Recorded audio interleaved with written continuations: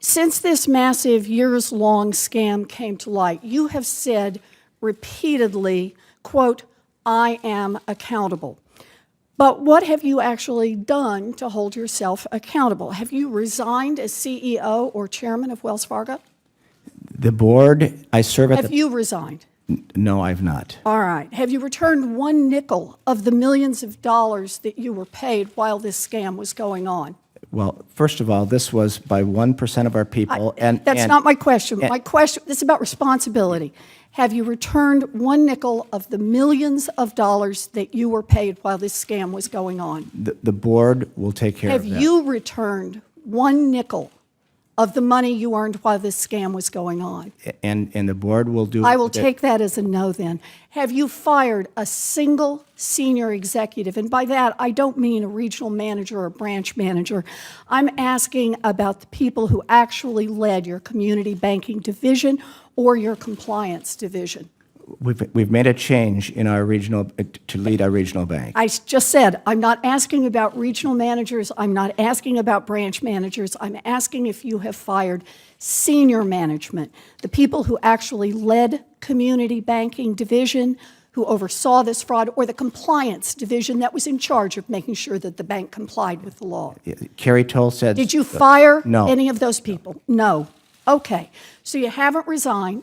You haven't returned a single nickel of your personal earnings. You haven't fired a single senior executive. Instead, evidently, your definition of accountable is to push the blame to your low-level employees who don't have the money for a fancy PR firm to defend themselves. It's gutless leadership. You know, here's what really gets me about this, Mr. Stumpf. If one of your tellers took a handful of $20 bills out of the cash drawer, they'd probably be looking at criminal charges for theft. They could end up in prison. But you squeezed your employees to the breaking point so they would cheat customers and you could drive up the value of your stock and put hundreds of millions of dollars in your own pocket. And when it all blew up, you kept your job, you kept your multi-million-dollar bonuses, and you went on television to blame thousands of $12 an hour employees who were just trying to meet cross-sell quotas that made you rich. This is about accountability. You should resign. You should give back the money that you took while this scam was going on, and you should be criminally investigated by both the Department of Justice and the Securities and Exchange Commission.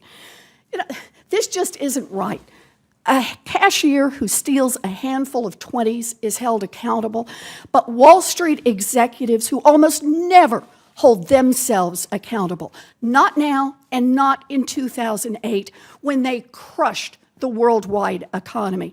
The only way that Wall Street will change is if executives face jail time when they preside over massive frauds.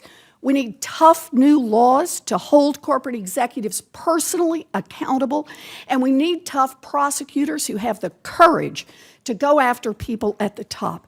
Until then, it will be business as usual. And at giant banks like Wells Fargo, that seems to mean cheating as many customers, investors, and employees as they possibly can.